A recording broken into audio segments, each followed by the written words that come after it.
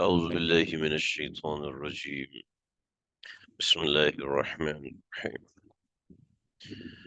لم يكن الذين كفروا من أهل الكتاب والمشركين منفكين حتى تأتيهم البينة.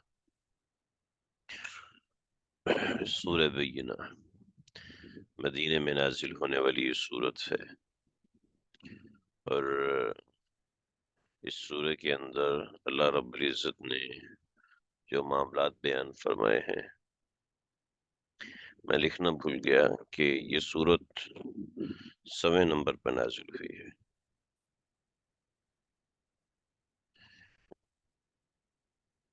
100 نمبر پہ یہ سورہ نازل ہوئی ہے، اور ترتیب کے اعتبار سے 98 نمبر صورت ہے۔ قرآن مجید کا آخری ربع، یعنی آخری پارٹ، ون آف دا 4 جو ربع ہوتا ہے، وہ یہاں سے شروع ہو رہا ہے، سورہ بینہ سے۔ اور اس سورہ کے بعد تقریباً تمام آگے کی ساری صورتیں مختصر ہیں، چھوٹی صورتیں ہیں۔ یہ صورت بڑی فضیلت والی ہے۔ آپ علیہ الصلوۃ والسلام نے حضرت ابی بن کعب سے فرمایا تھا کہ مجھے سورہ بینہ سناؤ۔ اچھا، بینہ اس صورت کا مطلب بینہ بھی ہے، اس صورت کا مطلب قیامت بھی ہے، اس صورت کا مطلب سورہ منفکین بھی ہے۔ بینہ کا مطلب ہوتا ہے واضح دلیل۔ بینہ کا مطلب ہوتا ہے یعنی ایسی چیز جو کہ ایسی دلیل ہو جو کہ آنکھوں سے نظر آئے۔ جیسے میں آپ سے پوچھوں کہ سورج کیسا ہوتا ہے، تو آپ مجھے دکھائیں، دیکھو وہ سورج ہے، ایسا ہوتا ہے۔ تو یہ جو آپ نے مجھے دکھایا، یہ دکھانا بینہ ہے، ٹھیک ہے۔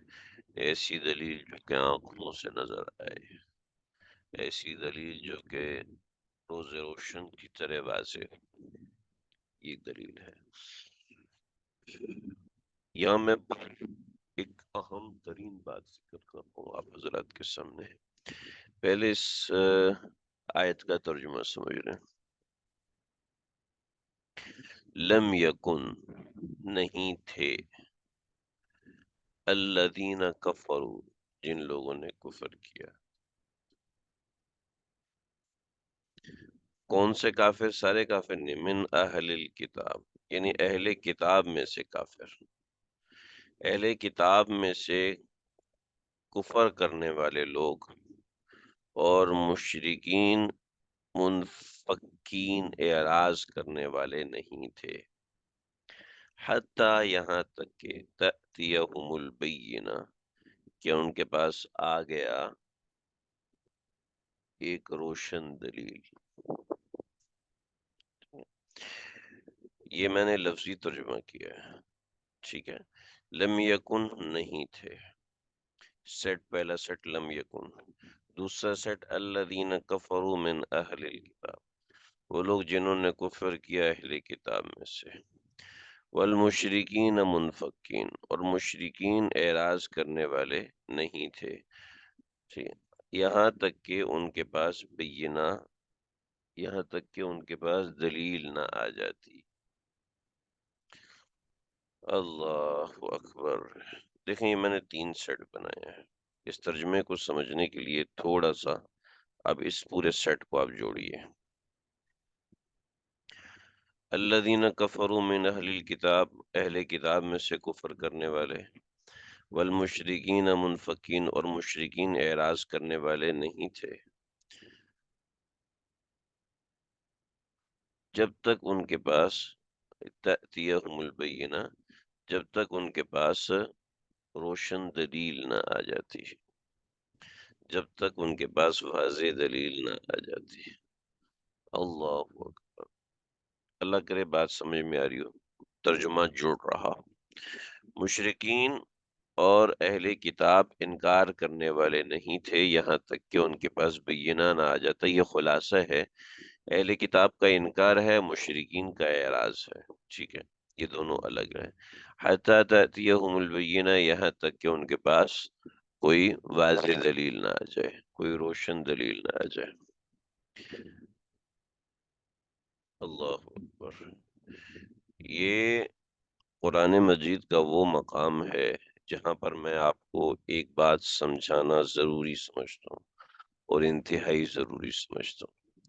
یہ جو میں ساتھ میں اس کا حاشیہ کھینچتا ہوں، بعض دفعہ مجھے اس حاشیے کی وجہ سے درس بھی معطل کرنا پڑ جاتا ہے، اور بعض دفعہ اس حاشیے کو بنانے کے لیے بڑا لمبا وقت لگتا ہے۔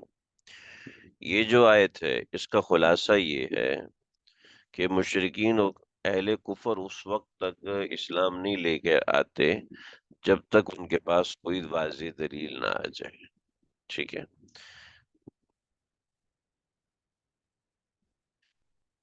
اہل کفر بغیر دلیل کے اسلام قبول نہیں کریں گے،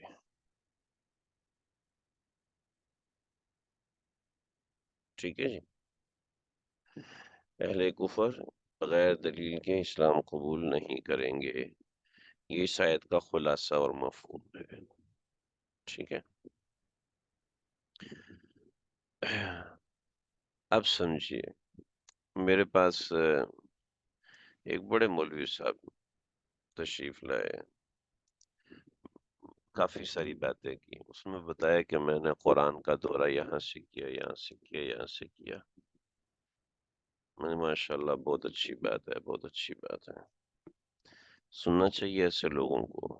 میں سنتا رہا جو ہے، تو میں نے کہا میرا ایک اشکال ہے، آپ اگر اس اشکال کو حل کر دیں تو میں بڑا مشکور ہوں گا۔ کیا اشکال ہے آپ کا؟ میں نے کہا اشکال ہے، اعتراض نہیں ہے، ٹھیک ہے، اور قرآن کے باریک باریک مقامات کا نہیں ہے، کافی موٹے ترین مقام کا ہے۔ اور پھر میں نے ان کے سامنے یہ آیت پڑھی، لم يكن الذين كفروا من اهل الكتاب والمشركين منفكين حتى تأتيهم البينة۔ اہل کفر بغیر دلیل کے اسلام قبول نہیں کریں گے، قرآن۔ اب اس بینہ سے رسول اللہ صلی اللہ علیہ وسلم مراد ہے۔ میں نے کہا رسول اللہ صلی اللہ علیہ وسلم تو تشریف لے آئے، قرآن مجید بھی آ گیا، ٹھیک ہے، قرآن مجید بھی آ گیا، رسول اللہ صلی اللہ علیہ وسلم بھی تشریف لے آئے۔ جب یہ سب ہو چکا ہے تو پھر ان کا اسلام نہ لے کر آنا کیا مطلب ہے؟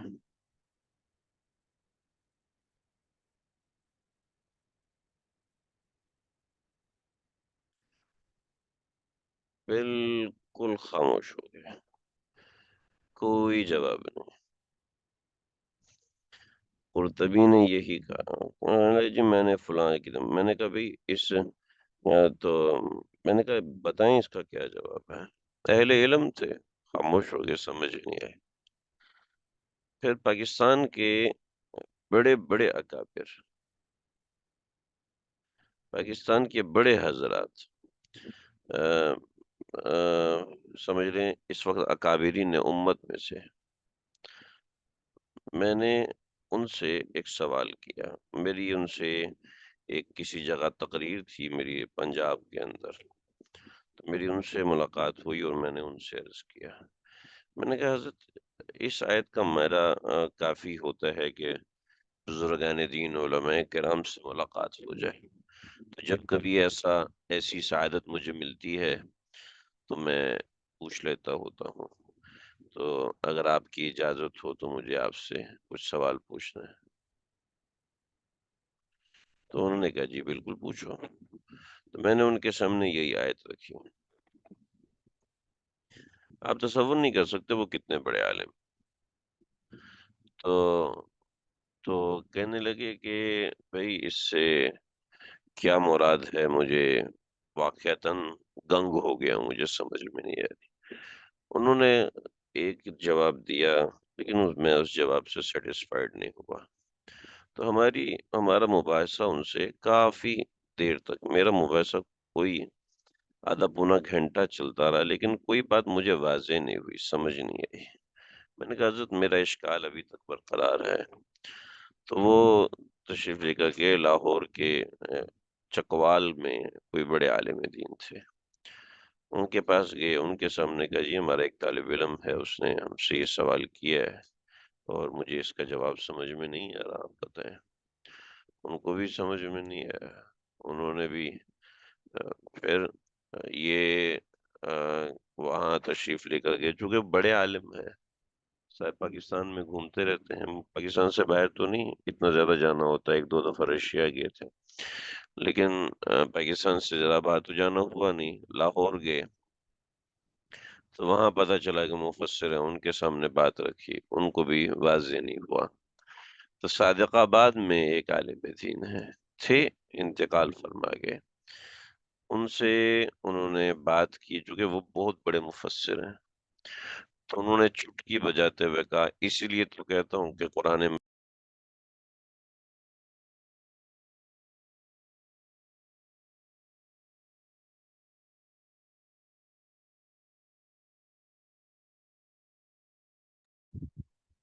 تو انہوں نے فرمایا کہ حاشیے بناؤ گے تو پھر اس آیت کا مطلب سمجھ میں آئے گا۔ چنانچہ انہوں نے جو مطلب بتایا، پھر کچھ تفسیریں بتائیں، اس میں نے دیکھا تو مطلب سمجھ میں آیا۔ چنانچہ اس کے محض لفظی ترجمے سے آپ کو بات سمجھ میں نہیں آئے گی۔ میں اب ایک بات عرض کرنے لگا ہوں، اس بات کے اندر آپ کہیں گے اچھا اچھا اچھا یہ، اور اگر یہ چونکہ اشکال بھی میں نے خود ہی بنایا ہے، آپ کے سامنے ذکر کیا، اور ہو سکتا ہے اس کی قدر اتنی نہ ہو، لیکن جو علماء کرام ہیں وہ اس کی قدر کو بہت اچھے سے سمجھ سکتے ہیں، اور وہ یہ ہے کہ یہ مطالبہ کفار ہے، اللہ رب العزت نے کفار کا مطالبہ ذکر کیا ہے۔ چنانچہ میں نے یہ ساری بات بتانے کے لیے ادھر حاشیہ نہیں بنایا، آپ لوگ یہاں پر حاشیہ بنائیں گے، ہیڈنگ جیسے میں نے سائڈ پہ لگائی ہے نا، ایسے ہی آپ ایک ہیڈنگ بنائیں گے کہ یہ کفار کا مطالبہ ہے کہ لم یکن الذین کفروا من اہل الکتاب، کہ اہل کتاب بھی نہیں لے کر آئیں گے، مشرکین بھی ایمان نہیں لے کر آئیں گے، جب تک ان کے پاس بینہ نہ آ جائے، اس وقت تک وہ اسلام قبول نہیں کریں گے۔ تو اللہ نے فرمایا رسول من اللہ، اللہ کی طرف سے رسول وہ بینہ ہیں، رسول وہ بینہ ہیں، رسول وہ واضح دلیل ہیں۔ ٹیگور کو آپ جانتے ہوں گے، اگر آپ نے نام نہ سنا ہو، یہاں لکھا ہوا ہے ٹیگور۔ ٹیگور ایک فلاسفر تھا، اور یہ علامہ اقبال کے مقابلے میں تھا، اور علامہ اقبال مرحوم کو بانگ درا کی جو پہلی نظم ہے، اس پہلی نظم کی وجہ سے نوبیل پرائز جو ہے وہ ڈیسائیڈ ہوا تھا کہ یہ ان کو دینا ہے، لیکن اس کے مقابلے میں ہندوؤں نے ٹیگور کو پیش کیا اور علامہ اقبال کو پیچھے کر دیا، اور ٹیگور کی فلسفی کی وجہ سے نوبیل انعام اس کو ملا۔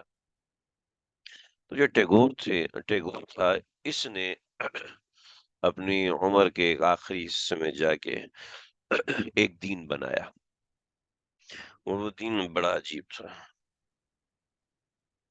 اس نے یہ آج کل ہمارے بہت سے بھولے مسلمان بھی وہ دین بنا کے پھرتے رہتے ہیں، اس نے اسلام سے کچھ اچھی چیزیں اٹھائیں، عیسائیت سے کچھ اچھی چیزیں اٹھائیں جو اس کے خیال کے مطابق اچھی تھی، ٹھیک ہے، یہودیت سے، کہ بہت سے مذاہب کو جانتا تھا، بدھ مت سے، ایسے دنیا کے تمام مذاہب اس نے کھنگالے، اور سب مذاہب سے اس نے اپنے زعم کے مطابق، اپنے خیال کے مطابق اچھی اچھی چیزیں نکالی، اور اچھی اچھی چیزیں نکال کے اس نے ایک نیا دین بنایا کہ ہم اس دین کو فالو کریں گے، اور اس کے بڑے مضبوط اصول بنائے۔ اب دیکھیں نا، اسلام کے اصولوں میں سے اس نے جو اچھائیاں اٹھائیں، اب ظاہر بات ہے ایسے لوگ، ایک واضح بات بتا، ایسے لوگ نا کبھی کسی کے سامنے نہیں آتے، ایسے لوگ کبھی کسی کا سامنا نہیں کرتے، ٹھیک ہے، اور وہ سامنا کرتے ہیں تو اپنے ہم خیال لوگوں کا، اور اپنے ہاں میں ہاں ملانے والے لوگوں کا، جو ان کی بات کا رد کرنا جانتا ہو، جو ان سے اختلاف کرنا جانتا ہو، ایسوں سے رابطہ نہیں کرتے، اور واضح بات بتاؤں کہ ایسوں کا کوئی استاد نہیں ہوتا۔ وہ اپنی ہی ایک دنیا کے اندر مگن زندگی گزارتے ہیں، اور اسی کے اندر وہ سب کر رہے ہوتے ہیں۔ تو ٹیگور بھی کچھ ایسا ہی تھا، چنانچہ اپنی عقل اور اس کے اوپر بہت گھمنڈ تھا کہ میں مجھ سے زیادہ کوئی پڑھا لکھا نہیں، مجھے کسی سے پوچھنے کی کیا ضرورت ہے، سارے تو میرے ماتحت ہیں، سب تو نوبیل پرائز اس کو مل جائے تو وہ تو ملا کیسے تھا، وہ کون جانتا ہے، وہ ملنے کے بعد یہی ہوتا ہے کہ مجھے یہ مل چکا ہے وغیرہ وغیرہ۔ تو اب اس نے ایک مذہب بنایا تھا، لیکن وہ مذہب اس نے 20 سال اس کی تبلیغ کی، لیکن وہ مذہب چلا نہیں، چلا ہی نہیں۔ تو ہمارے اکابر میں سے سید سلیمان ندوی رحمۃ اللہ تعالی علیہ، ایک مرتبہ حضرت کی اس بندے سے ملاقات ہوئی، بحری جہاز کا سفر تھا، تو ظاہر بات ہے وہ سفر طویل ہوا کرتا تھا اس زمانے کے اندر۔ تو ملاقات ہوئی تو حضرت نے اس سے پوچھا کہ بھئی تمہارا مذہب جو تھا وہ ایسا ایسا تھا، اور تمہارے اتنے فالوورز تھے، لیکن تمہارا مذہب چلا نہیں۔ تو اس نے کہا کہ جتنے بھی مذاہب چلے ہیں، جتنے، چاہے وہ ہندو مذہب چلا ہے، چاہے اسلام چلا ہے، چاہے عیسائیت چلی ہے، چاہے کچھ بھی، جتنے بھی مذاہب چلے ہیں وہ سب چلتے ہیں کردار کے اوپر۔ ایک مثالی کردار ہو، ایک مثالی نمونہ ہو، اس مثالی نمونے پر تمام مذاہب چلا کرتے ہیں۔ ہمارے مذہب کے پاس ایسا کوئی نمونہ نہیں تھا، اس وجہ سے ہمارا مذہب چل نہ سکا۔ دین اسلام کا نمونہ سب سے زیادہ مضبوط ہے، اس لیے دین اسلام سب سے فائق اور اوپر ہے، اور دیگر مذاہب کے نمونے اس لحاظ سے کمزور ہیں، یعنی جیسے بدھ مت ہے وہ گوتم بدھا کو فالو کرتے ہیں، آج کل گوتم بدھا کو فالو کرتے ہیں، اور اس طریقے تو جتنے نمونہ کم مضبوط ہوتا ہے، جتنے شو پیس مضبوط ہوتے ہیں، پروڈکٹ بھی اتنی ہی مضبوط بنتی ہے نا۔ جتنا زبردست سیمپل ہوتا ہے اتنا ہی زبردست پروڈکٹ آتی ہے۔ کہا کہ ہمارے دین کا کوئی سیمپل نہیں تھا، ہمارے دین کا کوئی نمونہ سامنے نہیں تھا، نمونہ سامنے نہ ہونے کے باعث ہمارے دین کے اندر اس نوعیت کے مسائل برپا ہوئے۔ تو لم یکن الذین کفروا من اہل الکتاب والمشرکین منفکین حتی تأتیہم البینہ، رسول آ گئے، ٹھیک ہے، اور وہ رسول کیا تھے؟ دیکھیں آپ، اتنی زبردست بات ارشاد فرمائی ہے کہ رسول کو یتلو صحفا مطہرہ کے ساتھ جوڑا، رسول من اللہ یتلو صحفا مطہرہ، صحف مطہرہ سے قرآن مراد ہے، ٹھیک ہے۔ تو اب آپ سمجھیے کہ جب ہم قرآن پڑھتے ہیں تو ہماری نسبت کتنی بڑی ہو جاتی ہے۔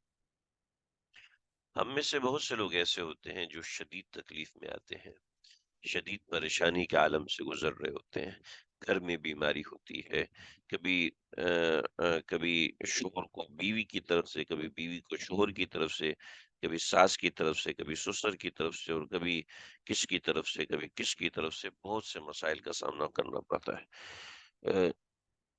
لیکن ہم کتنے بھی چاہے ہم فلسطین کے مسلمان ہوں، چاہے ہم پاکستان کے مسلمان ہوں، انتہائی تکلیف میں زندگی ہو یا انتہائی راحت میں زندگی ہو، آج میں آپ کو ایک ایسا عمل بتانے لگا ہوں کہ یہ ان آیات سے ثابت ہے، یعنی ان آیات میں ثابت نہیں، ان آیات میں لکھا ہوا ہے، امید ہے آپ سمجھ چکے ہوں گے۔ میں چاہتا ہوں میں اس کو تھوڑا سا واضح کروں، اگرچہ اس کا تفسیر سے تعلق نہیں ہے، ترجمے سے تعلق نہیں ہے۔ اسلام کے اندر ایک خاتون کا ذکر ہے، حضرت ام عمارہ، حضرت ام عمار جو ہیں حضرت سمیہ رضی اللہ تعالی، حضرت سمیہ رضی اللہ تعالی عنہا، اف، رتبہ کیا تھا؟ رتبہ ان کا یہ تھا کہ یہ گھروں کی صفائی کرتی تھی،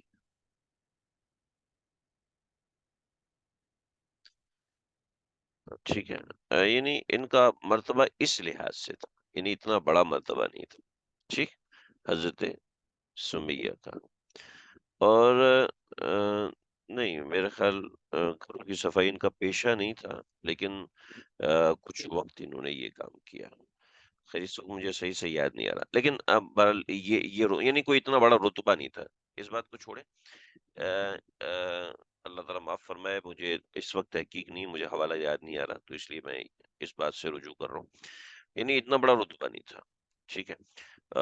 دوسری غربت بہت زیادہ تھی، غربت شدت کے ساتھ تھی، اور عقل کے اعتبار سے عورت تھی، ٹھیک ہے۔ اور ان کے مقابلے میں سرداران قریش اور سرداران قریش ظلم کی انتہا پر تھے۔ آپ دیکھیں، ایک عورت کی مینٹیلٹی اور دوسری طرف سردار کی مینٹیلٹی، ٹھیک ہے۔ ایک طرف وہ ہزاروں ہزاروں دینار صدقہ کرنے والے، اور یہ غربت کی پیشی ہوئی، مقابلہ ہے کوئی؟ کسی بھی درجے کا کوئی مقابلہ نہیں۔ لیکن کیا کیا ہے، ایک ٹانگ ایک اونٹ کے ساتھ باندھی، دوسری ٹانگ دوسرے اونٹ کے ساتھ باندھی، اور دونوں اونٹوں کو مخالف سمت پہ چلا دیا۔ جب دونوں اونٹوں کو مخالف سمت پہ چلایا ہے، تو حضرت سمیہ کا جسم ظاہر پتہ کھینچا، تو ابو جہل نے پرچھا مارا کہ جسم کے ٹکڑے ہوئے، اور ایک حصہ ادھر چلا گیا، ایک حصہ ادھر چلا گیا۔ اللہ اکبر۔ لیکن آپ یہ دیکھیے، یہ قصہ آپ حضرات نے سنا ہوگا، لیکن میں ایک چیز بتانا چاہتا ہوں، وہ کیا چیز تھی کہ سرداران نے قریش کی آنکھوں سے آنکھیں ملا لی، ایک عام عورت نے، ایک غریب عورت نے۔ ان کی مینٹیلٹی اتنی بڑی ہے اور اس کی مینٹیلٹی چھوٹی ہے، ٹھیک ہے۔ جب اس کی مینٹیلٹی چھوٹی ہے، اس کی سوچ چھوٹی ہے، اس کا کردار چھوٹا ہے، اس کا عمل چھوٹا ہے، لیکن کیا چیز ہے کہ وہ چیلنجنگ بیہیویئر میں آ رہی ہے۔ تمام مفسرین فقہا فرماتے ہیں، قرآن مجید کی تلاوت آپ کی مینٹیلٹی کو ایسا بناتی ہے کہ آپ دنیا سے ٹکر لینے والے بن جاتے ہیں۔ چنانچہ کبھی بھی کوئی غم پہنچے، کبھی بھی کوئی تکلیف پہنچے، غم اس وقت پہنچتا ہے نا جب دل شکستہ ہو جاتا ہے، تو یہ طلوع صحف مطہرہ، 13 سال صحابہ کرام نے آپ صلی اللہ علیہ وسلم کے ساتھ مل کر ظلم سہا، آپ کے لیے آ، آ، کیا چیز تھی جو کہ سہولت کا باعث بنتے؟ یتلو صحفا مطہرہ، یتلو صحفا مطہرہ، یتلو صحفا کہ وہ تلاوت کرتے صحف پاک پاک صحیفوں کی، رسول من اللہ، اس سے اللہ کے رسول صلی اللہ علیہ وسلم، ایک رسول اکرم حضرت محمد صلی اللہ علیہ وسلم مراد ہے۔ یتلو صحف مطہرہ، جو کہ پاک صحیفے پڑھ کے سناتے تھے۔ تو تلاوت ایسی کرنی ہے کہ تھوڑی سی سنائی بھی دے، خواتین کو، مردوں کو تو ایسی کرنی ہے کہ تھوڑی اونچی ہو کہ سب لوگوں کو سنائی دے، عورت کو ایسی اونچی کرنی ہے کہ کم از کم خود کو اور ساتھ بیٹھے ہوئے بچے کو تو آواز آئے کہ کم از کم گھر میں ایسی تلاوت ہو رہی ہے۔ تو یتلو صحفا مطہرہ، کیا ہی مزہ ہو کہ رات 2 بجے، 3 بجے، 4 بجے ہمارے گھر سے ہمارے گھر کا بڑا والد وہ ایک ایسی تلاوت کر رہا ہو کہ گلی کے اندر اس تلاوت کی آواز جاری ہو، اور ایک سرور سا چھا رہا ہو، ایک مزہ ہو، چاہے آواز خوبصورت نہ ہو، لیکن کیا ہے کہ کیا ہی مزہ آ جائے کہ وہ زمانہ واپس آ جائے جب تہجد کے وقت لوگوں کے گھروں سے قرآن کی آوازیں آتی تھی۔ فیہا کتب قیمہ، اس کتاب کے اندر کتب لکھی گئی ہیں، قیمہ سچی باتیں، مضبوط باتیں۔ اللہ اکبر۔ تو پیغمبر علیہ الصلوۃ والسلام کا یہ وظیفہ ہے، پیغمبر علیہ الصلوۃ والسلام کا یہ نام ہے۔ آپ کے اشکال کا کیا جواب دیا؟ آپ پتہ نہیں ادھر اس وقت کہاں تھے جب میں نے جواب دے دیا نا، میں نے بتایا تھا اس کے اوپر حاشیہ قائم کیجئے، اور ادھر لکھے مطالبہ کفار،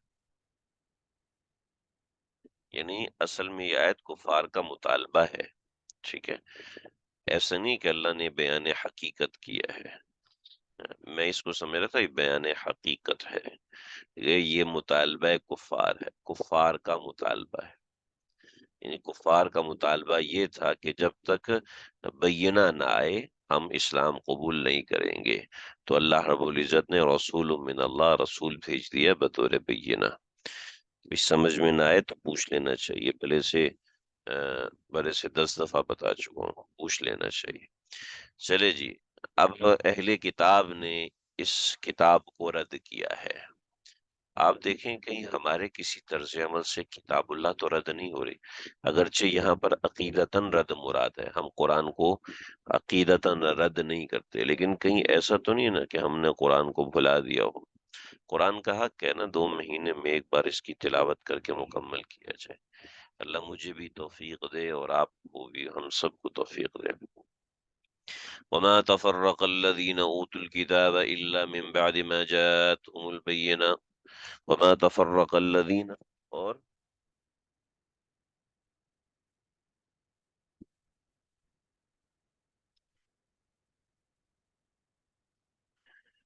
اللہ رب العزت اہل کتاب، پیغمبر علیہ الصلوۃ والسلام نے یہ فریضہ ادا کیا، اور رد اہل یعنی رد اہل کتاب نے اس کو رد کیا۔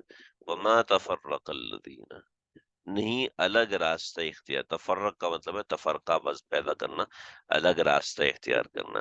وما تفرق الذین، اور تفرقہ اختیار نہیں کیا، الذین اوتوا الکتاب، اہل کتاب نے، الا من بعد ما جاءتهم البینہ، سوائے اس کے کہ ان کے پاس بینہ آیا، اس کے بعد ہی انہوں نے تفرقہ اختیار کیا، اس سے پہلے تفرقہ اختیار نہیں کیا۔ وما امروا، حالانکہ ان کو جو حکم دیا گیا تھا وہ یہ تھا، لیعبدوا اللہ، کہ وہ اللہ کی بندگی کریں، مخلصین لہ الدین، اس کے دین کے ساتھ خالص ہو کر، حنفاء، بالکل سیدھے رہیں، ویقیموا الصلاۃ، نماز قائم کریں، ویؤتوا الزکاۃ، زکوٰۃ ادا کریں، وذالک دین القیمہ، اور یہی سچی امت کا دین ہے، یہی سچی امت کا دین ہے، یہی سیدھی امت کا دین ہے۔ وما امروا، ان کو حکم دیا گیا تھا، الا لیعبدوا اللہ، کہ وہ اللہ کی، صرف وہ اللہ کی بندگی کریں، مخلصین لہ الدین، اس کے دین کے ساتھ مخلص ہو کر، اس کے دین کے ساتھ یکسو ہو کر۔ مخلص اور یکسو جو ہم اردو میں بولتے ہیں نا، یہاں پر وہ مراد نہیں ہے، یہاں پر مراد ہے کہ سب سے کٹ کے، مطلب یہ کہ سب کا انکار کر کے، اللہ کے دین کے علاوہ بقیہ تمام چیزوں کا انکار کر کے، ٹھیک ہے۔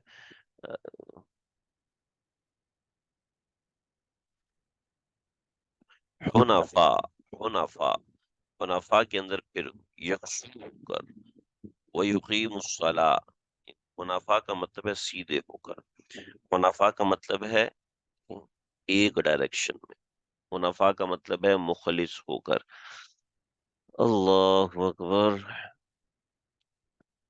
تو حنفاء اسی کے لیے خالص رہیں، اسی کے لیے یکسو رہیں، ویقیموا الصلاۃ، اللہ کے ساتھ مخلص ہو، اللہ ہی کے ساتھ اپنے دل کا رجحان رکھیں، وَيُقِيمُ الصَّلَاةَ، اور نماز قائم کریں، وَيُؤْتُوا الزَّكَاةَ، زکوٰۃ دیں، وَذَلِكَ دِينُ الْقَيِّمَةِ، تو یہی سچے دین کا راستہ ہے۔ اللہ، یعنی یہی سچی امت کا دین ہے، دین القیمہ، قیمہ کہتے ہیں سچی امت، قیمہ سچی امت، دین القیمہ، یہی سچی امت کا دین ہے۔ لیکن کیا ہوا تھا، ان کو یہ کہا گیا تھا، اہل کتاب، ہم بھی تو اہل کتاب ہیں نا جی، یعنی کتاب والے ہیں، ہم کیا کر رہے ہیں آپ دیکھ لیجئے۔ ان الذین کفروا من اہل الکتاب، بے شک جن لوگوں نے کفر کیا اہل کتاب میں سے، والمشرکین، اور مشرکوں نے، فی نار جہنم خالدین فیہا، اولئک هم الشر البریہ، شر البریہ یعنی خلقت میں سب سے بڑے، بریہ کہتے ہیں مخلوق کو، ٹھیک ہے، تو مخلوق کو تو شر البریہ، مخلوق میں سب سے برے، اولئک هم شر البریہ، یہ لوگ مخلوق میں سب سے برے۔ اللہ اکبر۔ آگے اہل ایمان ہے، ان الذین آمنوا وعملوا الصالحات اولئک هم خیر البریہ، جزاؤہم عند ربہم، خیر البریہ کا معنی آپ کو بہت اچھا ذہن میں ہوگا۔ جزاؤہم عند ربہم جنات عدن تجری من تحتها الانہار خالدین فیہا، جزاؤہم ان کی جزا ہے، عند ربہم ان کا بدلہ ہے ان کے پروردگار کے پاس۔ کیا بدلہ ہے؟ جنات عدن کے، ان کے لیے جنات عدن ہمیشہ کے باغات ہیں۔ بعضی حضرات نے کہا جنات عدن جو ہے یہ عدن ایک خاص جنت کا نام، تجری من تحتها الانہار جس کے نیچے نہریں بہتی ہیں، خالدین فیہا ابدا، اس میں ہمیشہ ہمیشہ رہیں گے، ہمیشہ ہمیشہ رہیں گے۔ رضی اللہ عنہم ورضوا عنہ، رضی اللہ عنہم ورضوا عنہ، اللہ ان سے خوش ہوگا اور وہ اللہ سے خوش ہوں گے۔ رضی اللہ عنہم، اللہ ان سے خوش ہوگا، ورضوا عنہ، اور وہ اللہ سے خوش ہوں گے۔ ہم صحابہ کے ساتھ میں رضی اللہ عنہ، کہ اللہ ان سے خوش ہوگا، ٹھیک ہے۔ بعض دفعہ ماضی کا معنی ہوتا ہے کہ اللہ ان سے خوش ہو گیا۔ ورضوا عنہ، اور وہ اللہ سے خوش ہو گئے، یعنی وہ بھی، کیا بات ہے بھائی، یعنی انسان اللہ خوش ہو جائے بس یہ کافی نہیں، لیکن اللہ تعالیٰ بندے کو بھی خوش کریں گے، یعنی اللہ اپنے بندے کو بھی خوش کریں گے۔ کیا دل ربائی ہے کہ تم نے مجھے خوش کرنا ہے لیکن میں نے بھی تم کو خوش کرنا ہے۔ تو رضی اللہ عنہ ورضوا عنہ، ذالک، یہ اس کے لیے ہے، لمن خشی ربہ، جو اپنے قلب میں اپنے پروردگار کی خشیت رکھتا ہے، خوف رکھتا ہے۔ خشیت وہ خوف ہے جو محبت والا خوف ہوتا ہے، جی۔ خشیت وہ ڈر ہے جو کہ محبت والا ڈر ہوتا ہے۔ ایک چھوٹا بچہ 5 سال کا اسکول جاتا ہے، اس کو استاد کے ڈنڈے سے ڈر لگتا ہے، ٹھیک ہے۔ اور ایک بڑا لڑکا یونیورسٹی جاتا ہے، اس کو استاد کی ناراضگی سے ڈر لگتا ہے، ٹھیک ہے۔ تو ذالک لمن خشی ربہ، یہ جو بڑے کا ڈر ہے نا اس کو خشیت کہتے ہیں، کہ کسی کی ناراضگی کا ڈر لگنا، ٹھیک ہے، کسی کی ناراضگی کا ڈر ہو جانا، اس کو خشیت کہتے ہیں۔ تو ذالک لمن خشی ربہ، یہ اس کے لیے ہے جو کہ اپنے پروردگار کا دل میں ڈر رکھتا ہو، خوف رکھتا ہو۔ میرے دل میں پیدا ہی نہیں ہوتا، کیا کروں؟ تو اللہ کی ذات باری تعالیٰ کا مراقبہ کرے، دنیا اس کو میڈیٹیشن کہتی ہے اور وہ اپنے لحاظ سے کرتے ہیں، لیکن ہمیں تو اپنے دین کے لحاظ سے کرنا ہے۔ تو ذات باری تعالیٰ کی مخلوقات، اس کی جہانوں آسمانوں، اس کا مراقبہ کیجیے، اللہ کا تعلق پیدا ہوگا۔ میں دو چیزوں پہ ہر مجلس میں، ہر بیان میں شدت کے ساتھ زور دیتا ہوں۔ نمبر 1 ذکر، نمبر 2 فکر۔ ذکر اور فکر پر میں اپنی ہر مجلس میں زور دیتا ہوں۔ تو ذکر اور فکر یہ دو ایسی چیزیں ہیں جو انسان کو ترقی کی منتہا پہ پہنچاتی ہیں۔ خشیت ایسے ہی حاصل ہوتی ہے، خشیت ایسے ہی حاصل ہوتی ہے جب انسان فکر کرتا ہے۔